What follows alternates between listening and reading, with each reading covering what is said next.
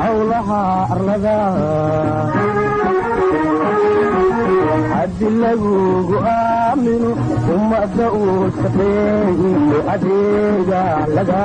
dhigo howlaha arlada haddi lagugu aamino ummadda uu shaqeeyo adeega laga dhigo ay furan idinkuma arkaysid ehela sheego ay furan idinkuma arkaysid ina adeerko ay furan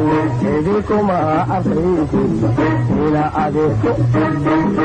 min xilqaaday eed qadiihoyo